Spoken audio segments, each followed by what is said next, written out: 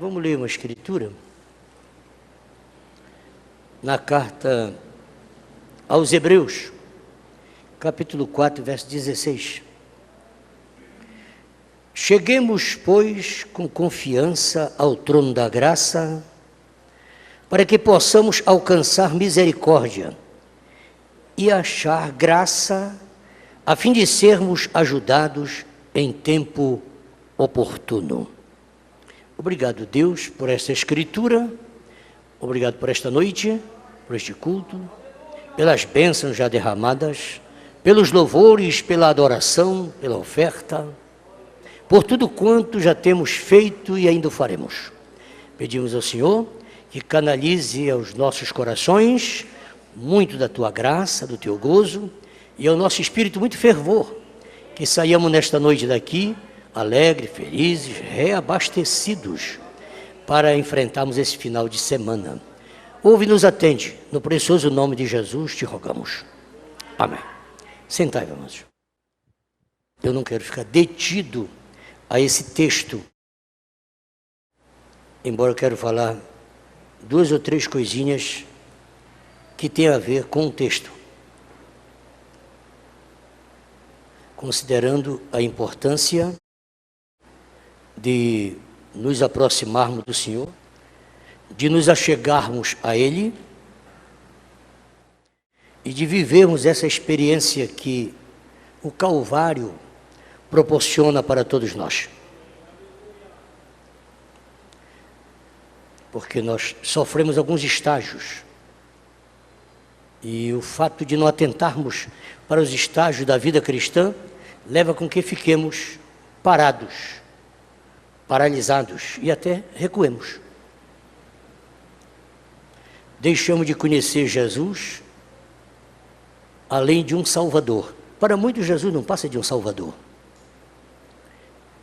Mas não reconhecemos como Cristo e muito menos como o Senhor. O sucesso do cristão é quando ele vem a Cristo. Por isso o profeta diz assim: é bom irmos à igreja, desde que prossigamos até Cristo. Quando você vem à igreja, você vem através do Salvador.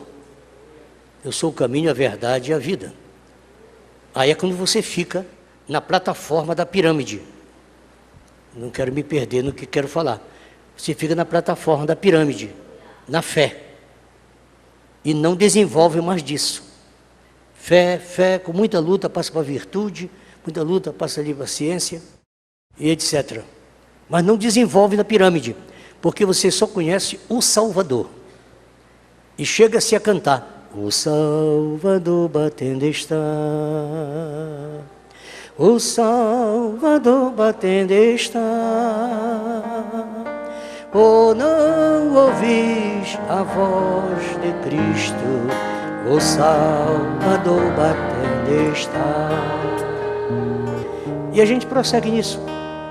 A gente fica tão preso nessas circunstâncias que a gente passa mais tempo na porta da igreja,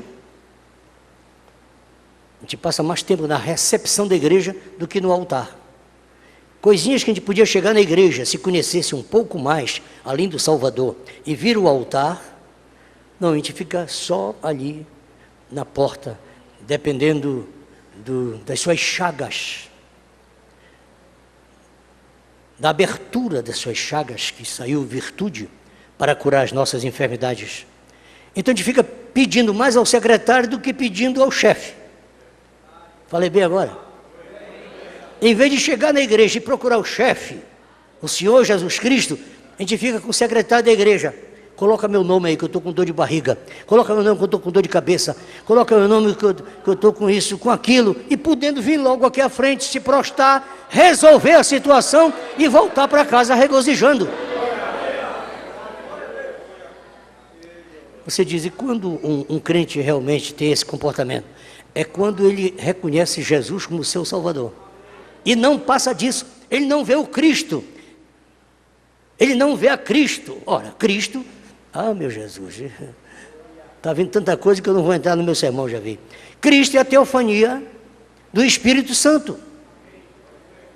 Cristo é a teofania do Espírito Santo. Quem é Cristo? Cristo é aquilo que está na igreja.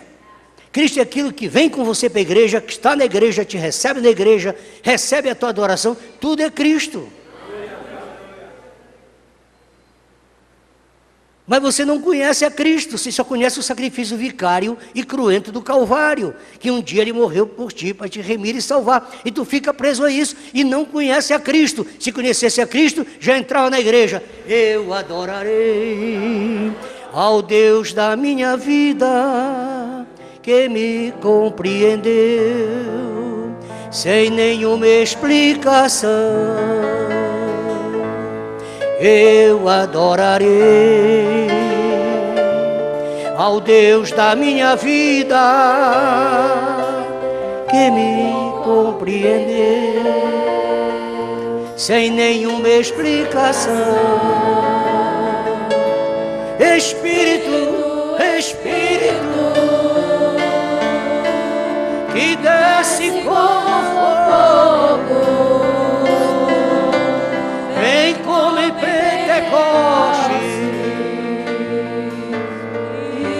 enche-me de novo. Outra vez. Espírito, Espírito, que desce como fogo, vem como em Pentecoste e enche-me de novo. Fechou? Então, se ele consegue chegar na igreja, crendo no Salvador, mas enquanto a Cristo, ele entra no Espírito. Porque Cristo e Espírito Santo é a mesmíssima coisa. Cristo é o Espírito Santo, o Espírito Santo é Cristo. Aí é muito fácil você, estando em comunhão com Cristo, olhando firmemente para Cristo, possuído do Espírito Santo, você não usar o nome de Jesus. Jesus disse, quando vocês tiverem algum problema, use o meu nome. Por quê? Por quê? Por quê? O Espírito que eu mandarei para vocês, porque o Cristo que virá me representar em vocês, porque eu vou ficar no trono do meu Pai, porque Jesus subiu e ficou no trono do Pai. Quem desceu foi Cristo, do Espírito Santo. Quem está na igreja é Cristo, não é Jesus. Quem está na igreja é Cristo, não é Jesus. Não tem um Jesus sangrando aqui. Jesus está sangrando no trono do Pai. Você diz, pô, o nosso pastor fala coisa, pô, que coisa importante. É o profeta William Branham que nos ensina isso. E isso que eu estou falando acaba com falsa doutrina. E isso que eu estou falando arrebenta com as falsas doutrinas que há por aí. Jesus está no trono do Pai, seu nome está na nossa boca e Cristo está operando na igreja. Aleluia, vai dar aleluia, vamos dar aleluia.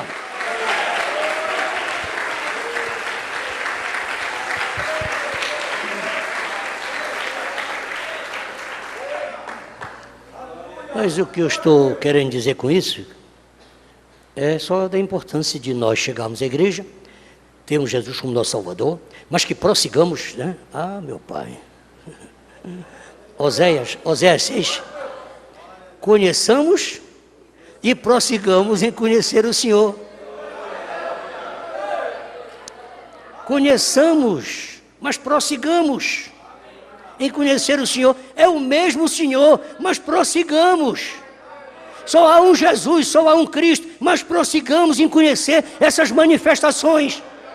Não há três deuses, é um só Deus com três manifestações, mas prossigamos em conhecer. Se você não prosseguir, você vai começar a chamar de Deus Pai, Deus Filho e Deus Espírito Santo. Isso é falsa doutrina. Não tem Deus Filho, tem Deus Pai. E ninguém dá glória a Deus se não for pelo Espírito Santo.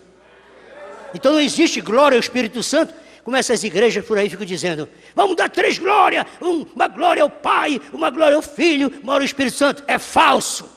Isso é falsa doutrina, é falso ensinamento, é falso Cristo. Parece que agora vamos acalmar, vamos acalmar. Porque quando você conhece o Cristo, então fica fácil você conhecer o Senhor. Quando você conhece a Cristo, você só vive com a mão levantada, adorando. Só adorando. Que Cristo, eu já disse, é a teofania do Espírito Santo. Então você está todo tempo no transcendente, como disse Paulo, assentado na região celestial em Cristo. Aleluia! Então é só moleza, é só alegria, é só fervor, só levantando a mão. Agora, quando você conhece o Salvador, que é Cristo e Senhor, aí você começa a trabalhar, não fica só com a mão levantada, já começa. Eu quero chamar a vossa atenção para a importância de penetrarmos no lugar santíssimo, que é exatamente onde o crente então reconhece ao Senhor, reconhece esse Salvador como Cristo e Senhor. E aí você passa a servi-lo, você passa a trabalhar para Ele. Talvez tudo isso que eu falei, eu queria dizer somente isso. Nós precisamos desenvolver a nossa vida espiritual para que trabalhemos para o Senhor, submissos a Ele. Trabalhemos para Ele e submisso a Ele. Você só trabalha para o Senhor quando você o conhece. Não tem como você trabalhar para uma pessoa que você não conhece. Ser empregado de uma pessoa que você não conhece. Você é servo de um Senhor que você conhece. Então, não fiquemos só dando aleluia, aleluia, aleluia. Não fiquemos só glória a Deus, glória a Deus, glória a Deus. Mas trabalhemos. Não reconheçamos o Senhor, adoremos a Cristo, mas trabalhemos para o Senhor. Isso aí que é o ponto fundamental que eu quero falar para vocês. Como disse Paulo aos Filipenses, que toda língua confesse que Jesus Cristo é o Senhor. Então tem que haver um Senhor. Quando eu falo isso, se vão fazer eu voltar aqui um pouquinho. Todo homem usado por Deus tem sido um homem de oração, um homem que conhece o Senhor. Não é o homem do louvor, não é o homem da adoração, que conhece o Salvador e o Cristo, mas é um homem que conhece o Senhor, conhece o chefe, conhece o seu patrão. Esse é o homem da oração. O homem da oração. Se você nunca aprendeu a orar, se nunca aprendeu a lutar com Deus, eu estou lendo na página 128, de interrogação 2, 128.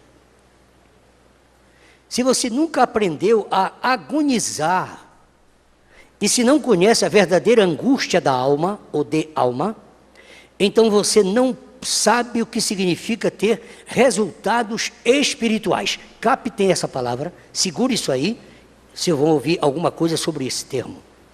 Resultados espirituais. Se quer ver Deus glorificado em seu ministério ou na sua vida pessoal, precisa, antes de mais nada, ser um homem ou mulher de oração. Deve haver petições especiais de devoção, e é bom mantê-los com regularidade. Mas o espírito de oração é ainda melhor do que o simples hábito de orar. Orar sem cessar é melhor do que termos minguados períodos de oração. Será uma feliz circunstância se pudermos, com frequência, dobrar os joelhos junto com os irmãos consagrados. Creio que deveria ser uma regra entre os ministros, nunca separar-se um do outro, e entre os irmãos em geral, sem uma palavra de oração. Diz o apóstolo no capítulo 5, verso 17 e 25, da carta aos Tessalonicenses. Orai sem cessar, irmãos, orai por nós. O exercício, o prazer e a honra e o benefício da oração premiam meu espírito com força crescente todo dia. Na mensagem Israel e a Igreja, parágrafo 65, Deus sacode esta pequena igreja como nunca antes. Possa o Espírito Santo tomar controle de cada pessoa aqui, motivá-las a jejuar e orar. e se colocarem sobre suas faces dia e noite, clamando ao Senhor, até aquele antiquado reavivamento possa romper aqui. E varra tudo para fora, e envie um tempo avivado que trará homens e mulheres de volta para Deus. O tempo que passamos com Deus em secreto é o mais ameno e agradável, o mais bem aproveitado. Portanto, se amas a tua vida, enamora-te da oração. Um saudoso pastor, ao aproximar-se do fim de sua vida, exclamou: desejaria ter orado mais. Muitos de nós deveríamos exprimir esse desejo enquanto temos vida e liberdade para orar. Charles Finney, o grande avivalista, dizia: se eu deixasse de orar, mesmo que fosse por um dia ou uma hora, e se perdesse o espírito de graça e de súplica, eu me viria incapaz de pregar com poder e eficiência ou de ganhar almas pelo evangelismo pessoal. Como nós podemos orar? Você ora ao Senhor. Você ora depois de reconhecer o Senhor. Você ora depois de adorar o Senhor. Então eu vou voltar para a porta. Quando você entra na igreja, você entra por causa do Salvador.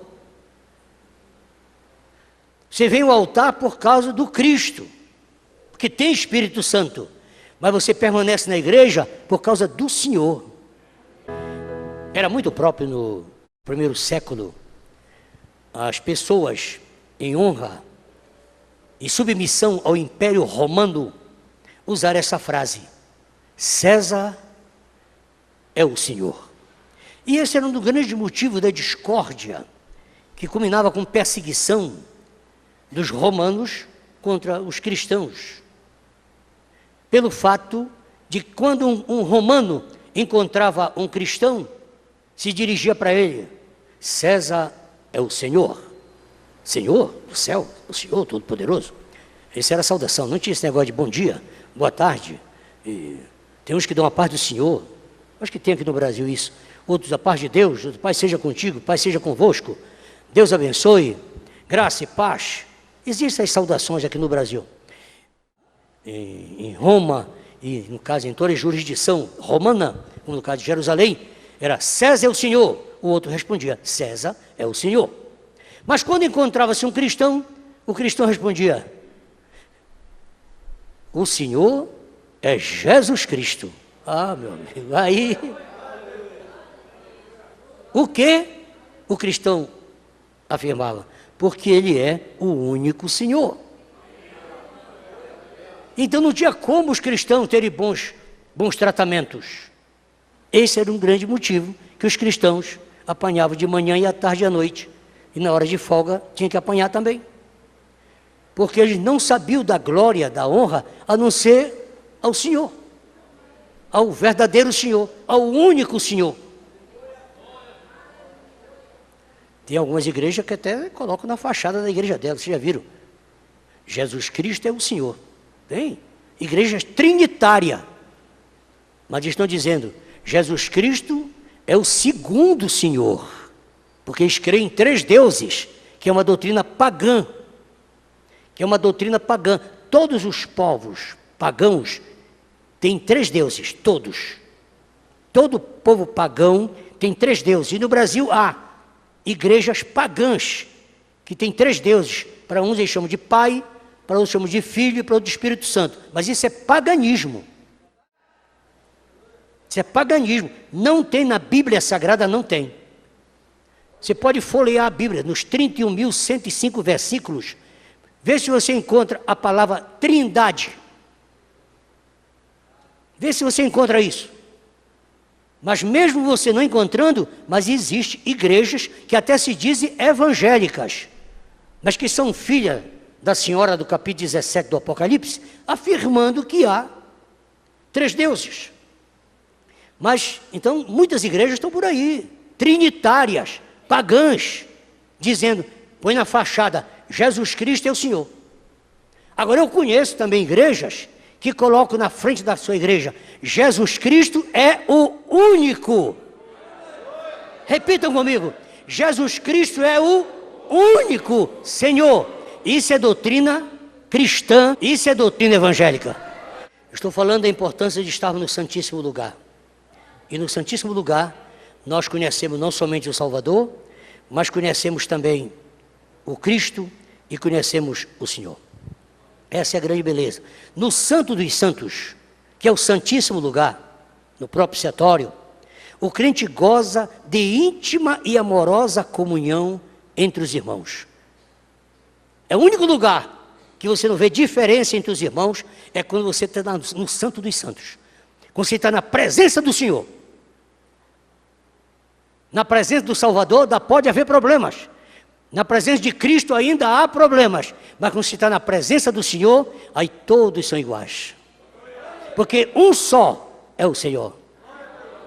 Aleluia! Na presença do Senhor, Jesus tratou os seus discípulos primeiramente como servos. Foi Jesus que fez isso. Chamou para os seus discípulos de servo. Mas depois chamou para os seus discípulos de amigos. E depois disse, eu quero que vocês saibam que vocês são mais do que um servo e mais do que um amigo. Eu quero vos chamar agora de, como eu já ressuscitei. Veja agora quem foi que ressuscitou. Agora, já que eu ressuscitei, eu quero dizer para vocês que vocês são meus irmãos.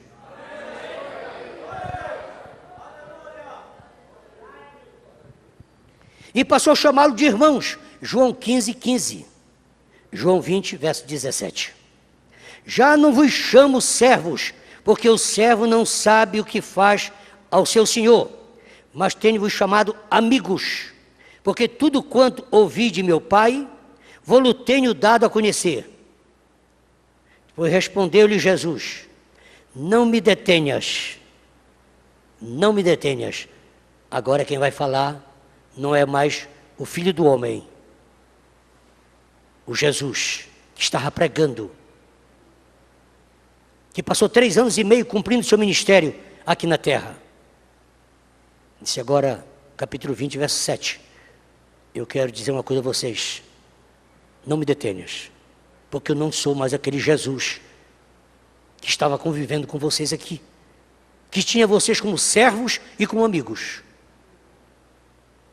Porque ainda não subi para meu Pai, mas eu quero que vocês vão e avise aos meus irmãos.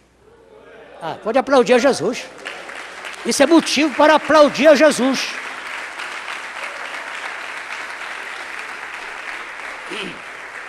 São estágios diferentes. Estágios diferentes. Agora era o Senhor ressurreto. Levantai, ó portas eternas, para que entre o Rei da Glória. Deu o Rei dos Judeus, deu o Rei de Jerusalém. Agora é o Rei da Glória. Sabe quem é o Rei da Glória? Nosso irmão. Foi ele que disse, vocês são meus irmãos. Aleluia. Bom, não estou dizendo que eu estou inspirado. João 14. Na casa de meu pai... Na casa de meu pai, ora, quem é que tem lugar na casa do pai? São os filhos, são os irmãos. Vamos aplaudir a Jesus, irmão. Está fraco, vamos aplaudir o Senhor Jesus. Na casa de meu pai há muitas moradas, vocês são meus irmãos, então vamos para a casa do meu pai. Aleluias.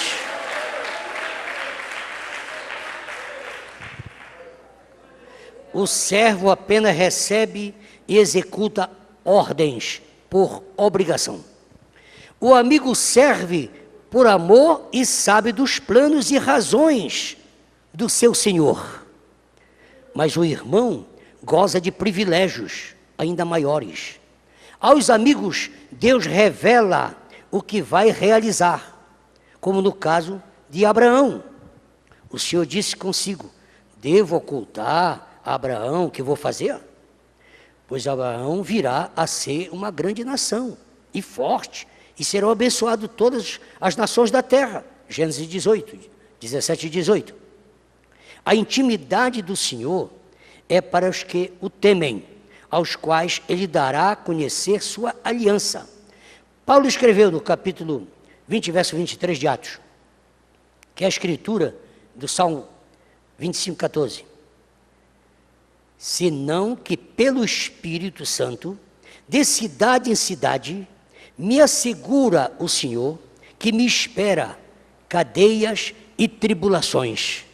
Agora é uma revelação que o Senhor está dando a Paulo.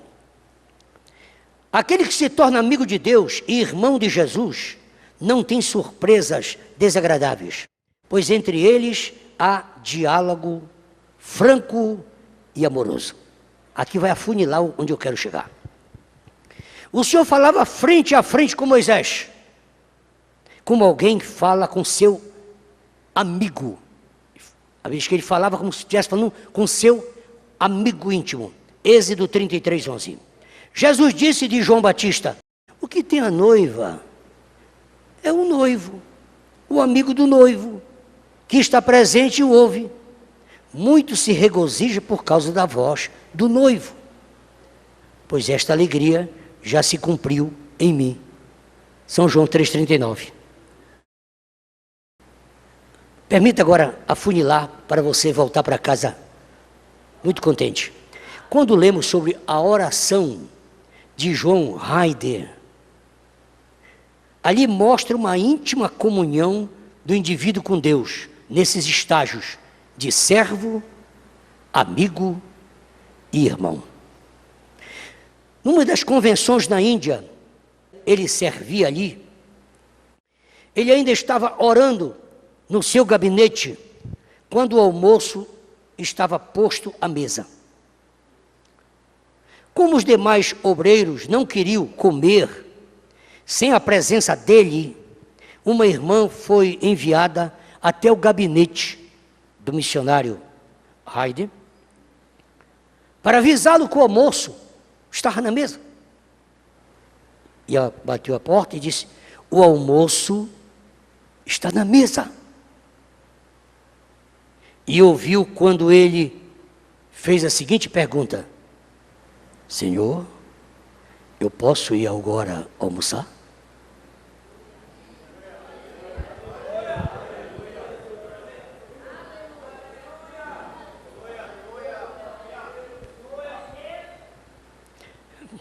Permita eu dar uma cutucadinha.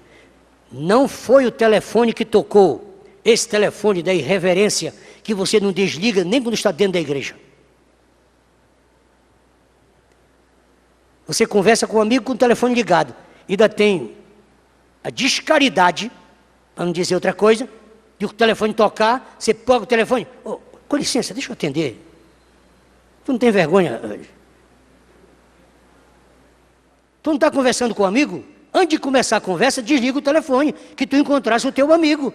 Tu acabaste de dizer para ele que estava com saudade dele, que queria encontrá-lo e conversar, mas deixasse o telefone ligado numa total irreverência. Mas tu faz o mesmo com Jesus.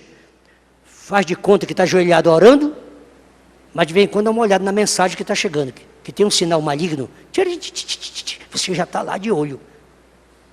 Tu não é crente coisa nenhuma. Tu estás te enganando a ti mesmo.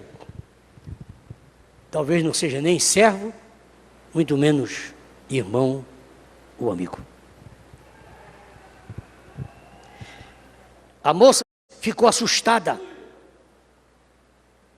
dele ter pedido permissão para o Senhor Jesus para levantar-se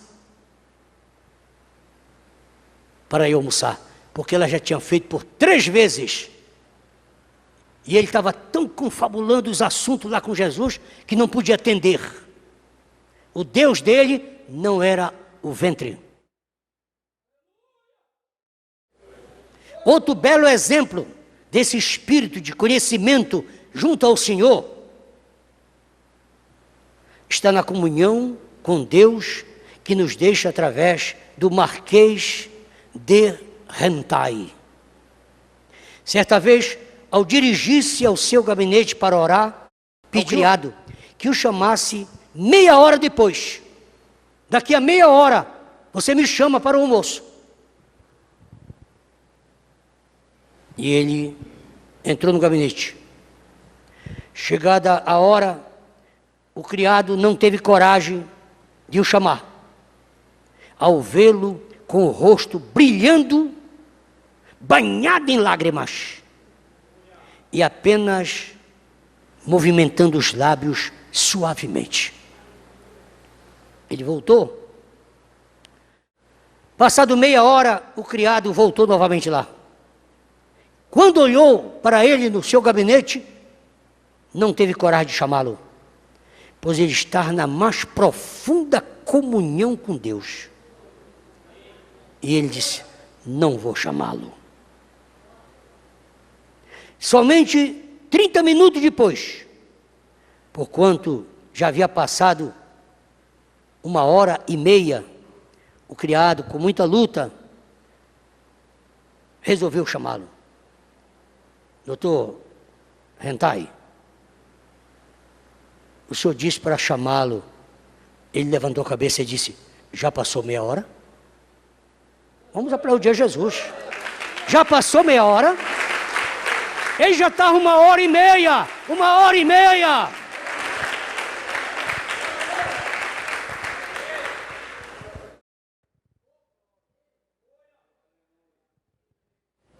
Você está esperando que o culto termine para começar a entrar nesse processo.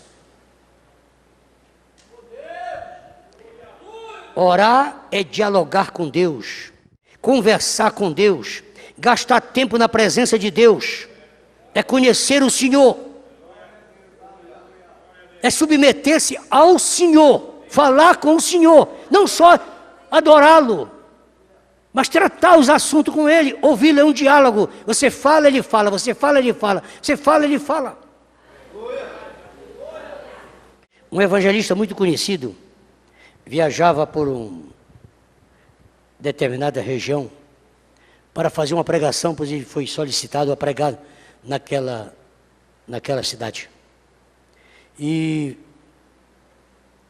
o trem que ele ia começou a perder a velocidade. E ele começou a ficar agoniado. E para sua surpresa, pum! O trem parou, vertiginosamente. Todos saltaram. E o maquinista disse: não vamos poder prosseguir a viagem, pois o trem quebrou e não tem como socorrê-lo. E aquele evangelista, que vocês o conhecem, partiu ao lado e entrou no mais profundo espírito. Se fosse no Brasil, eu ia chamar espírito de porco, mas espírito de murmuração. Isso é o diabo. Isso é o capeta.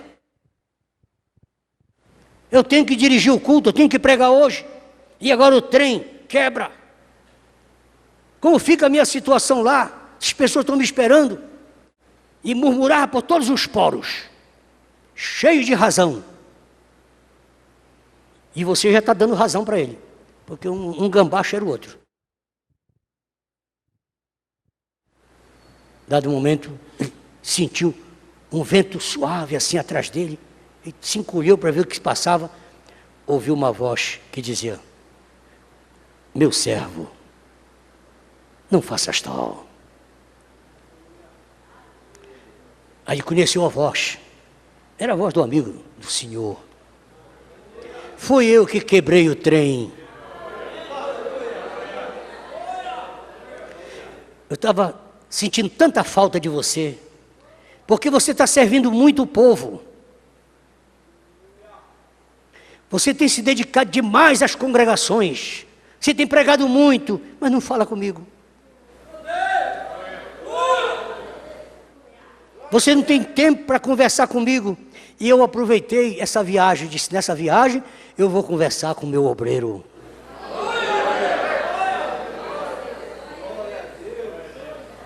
E ali ficaram por muito tempo.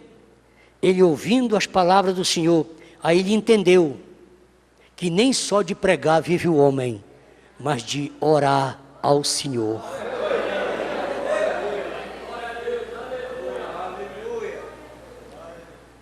Isso mudou a sua vida, fez ele ficar diferente.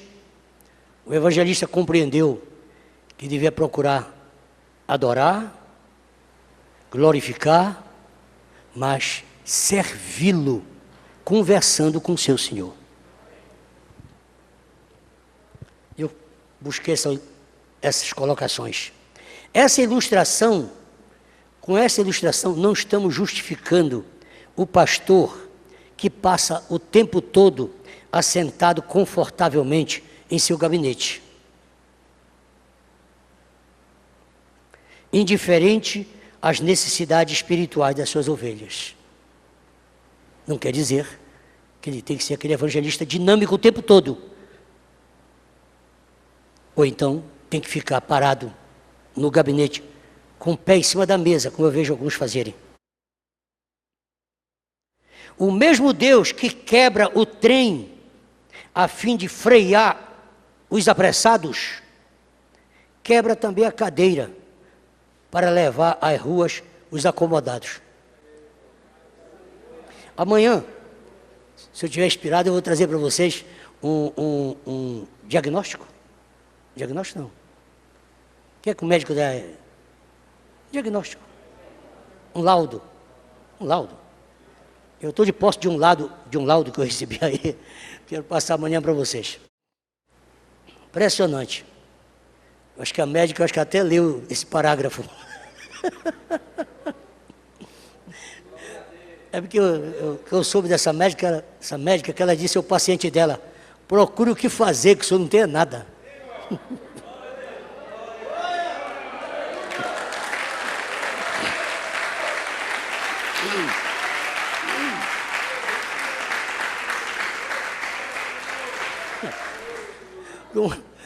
Que o paciente foi se queixar, que estava com problema de coração. Ela disse: olha, aqui tá no ecocardiograma, zerinho. O eletro, zerinho.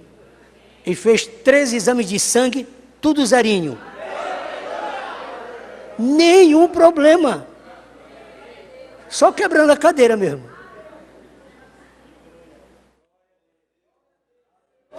A recente história da China, que não é tão recente para o dia de hoje, mas é tão verdadeira nesta noite como foi ontem, mostra essa grande realidade. Em 1949, a China tinha em torno de 2 milhões de cristãos já. A China, diga de passagem, é até bom dizer isso, é um dos países muito evangelizados. A China comunista. Essa China comunista. Na mensagem, por exemplo, o maior avivamento da mensagem em grupo é na China. E massa é na República do Congo. Já falei, expliquei um dia desse. A República do Congo, os irmãos do Congo que me ouvem, aí está um conguista aqui. É o país, só o Congo tem mais crente da mensagem que o mundo todo. Tem tanto crente que mandaram Israel para cá. Eu tenho uma cidade aqui no Pará, que eu fico surpreso, chamada Benevides. Nós temos 146 cidades. Nós temos cidade no Pará, que nunca se pregou a mensagem. Nunca surgiu um pregador, muito mais um decidido. E na cidade de Benevides, que fica aqui na Grande Belém, aqui a 20 quilômetros, nós temos 13 pregadores, 13 pastores lá dentro. Uma cidade pequenina. Agora, vai você discutir isso. Vai você explicar isso. Né? Por que isso? Não se sabe. Quem sabe é Deus. Deus o sabe muito bem. Em 1949, a China já tinha 2 milhões de crentes. Mas hoje, na mensagem do profeta William Branham, a China é onde tem os maiores avivamentos. Porque os cultos na China, na mensagem, embora o país aceite a pregação de um só Deus, porque na China tem uma determinação, lá não se pode pregar 3 deuses. O governo deu abertura, mas para pregar um Deus. É uma situação igual a do Congo também. Foi o primeiro ministro do Congo que aceitou a mensagem em Israel e trouxe a mensagem para o Congo e disse: aqui no Congo vamos ter uma religião oficial. de um só Deus, que tem um profeta. Foi assim que começou a coisa. Deus tem que usar um para fazer mais. Que Deus levante no Brasil alguém assim, para mudar esse quadro. Como o Japão também. O Japão tem bons movimentos também. Na Rússia, que é um país comunista, também temos bons movimentos evangélicos. Porque não há liberdade, entenderam, irmão? Como não há liberdade, a porta que se abre, todo mundo corre para lá. Sabe por que numa congregação como a nossa, corre o risco de haver uma cadeira vazia num culto de sexta-feira? Por causa da liberdade. Porque os crentes já sabem que domingo de manhã pode vir. Ou domingo à noite, etc. Mas se nós soubéssemos que tem culto hoje, e não há probabilidade de termos domingo, estava todo mundo. Deu para entender o raciocínio? E quando a igreja não era perseguida, o evangelho estava em Jerusalém. Quando a perseguição começou, o evangelho saiu pelo mundo todo. Se não fosse a perseguição e o martírio de Estevão, tinha ficado só em Jerusalém. Mas o comunismo veio naquelas horas e trancou tudo. Acabou com a liberdade de 49. Prenderam os pastores, mataram os pastores, apanharam as esposas dos pastores. A maioria não trabalha, que a esposa de pastor raramente trabalha. As esposas não trabalhavam, evidentemente, pegaram as esposas dos pastores, colocaram nas fábricas para trabalhar. Tinha a esposa de pastor lá que a unha era quase um palmo. E tinha uma que ainda pintava ainda, que é para ficar bem endiabrado mesmo. Cortaram as unhas delas, tiraram a maquiagem da cara delas, está faltando tirar da cara de muita mulher de pastor também. Dá uma lavada, nem que seja com lágrimas. A mulher do pastor faz isso porque aprende com a mulher do diácono. Você disse, onde é que o senhor aprendeu isso? Com o irmão Brana. Que ele disse que os filhos dos pastores são desordeiros porque aprende com os filhos dos diáconos. E onde é que é a mulher do pastor? Porque toda mulher do pastor é uma santa. Mas se junta com a mulher do evangelista. Elas foram para as fábricas, sabe o que elas fizeram? Começaram a anunciar o evangelho lá. Pegaram os filhos e colocaram na roça, essa molecada do celular, do telemóvel, que na hora de folga só empinando pipa. Colocaram tudo na roça para trabalhar. A molecada foi para lá e começaram a anunciar o evangelho. Isso em 49. Em 84 já havia na China 50 milhões. De 49 para 84. Pode aplaudir o Senhor Jesus. Hoje a China tem quase 200 milhões. A China tem mais crente lá do que a população quase do Brasil. É muito crente. Se você estava pensando que no céu só ia chegar gente com o olho arregalado, está muito enganado. Vai chegar muita gente lá com o olho apertadinho, entendeu? Porque Deus não seleciona pelo olho. Ele seleciona pela eleição, pela predestinação. Pelos genes que você traz. Ah, irmão, Deus abençoe. Não vai dar para terminar isso agora, porque a bênção está muito grande. Amado, sirva o Senhor. Reconheça seu Salvador. Reconheça Cristo. Sirva este Senhor. Seja feliz. Faz a tua parte. Seja na China ou seja no Brasil. Oxalá que os irmãos chineses. Eu gostaria de receber uma mensagem da China agora. Nós estamos sendo ouvidos na China. Pelo menos no Japão, eu sei que nós estamos bem recebidos na nossa programação. Que na China, qualquer obreiro ou irmão que está na China, que está me escutando, faça contato, ou mesmo do Timor-Leste, que está ali muito encurralado com a China, para que eles saibam que nós cremos e valorizamos, não falamos só do mundo comunista e do mundo financeiro da China, mas dos cristãos que estão lá, também servindo ao Senhor Jesus Cristo. E aproveitamos para pedir a Deus que abençoe a China, abençoando o Japão, abençoando a Coreia do Sul, para que tenham dias melhores e calmos naquela região. O diabo está solto querendo destruir aqueles países, colocá-los em conflito, mas Deus está dando esse culto para acalmar esse espírito, para ter o controle sobre essas coisas. Enquanto um crente ora, Deus acalma. Eu tinha um colega chamado Isaías, que teve um probleminha, juntamente lá com o chefe dele, o irmão Ezequias, porque estava sendo pressionado por uns cidadãos lá, um tal de Rabi Saqué, que era um dos mais perigosos. O pastor Ezequias se juntou lá com o irmão Ezequias, fizeram uma oração, e que saiu um anjo, um só anjo, e acalmou a situação. Numa noite, saiu um anjo e matou 185 mil soldados do outro exército, chamado Assírio. Maior é o que está conosco, vamos ficar de pé. Maior é o que está conosco, maior é Deus, maior é Deus, maior é Deus, maior é Deus. Deus é maior que a morte, Ele é forte, Ele é maior. Deus é maior que o pranto, Ele é justo, Ele é santo, Ele é maior. Maior é Deus, maior é Deus. Deus é maior que a morte, Ele é rei, Ele é forte, Ele é maior. Deus é maior que o pranto, Ele é justo, Ele é santo, Ele é maior.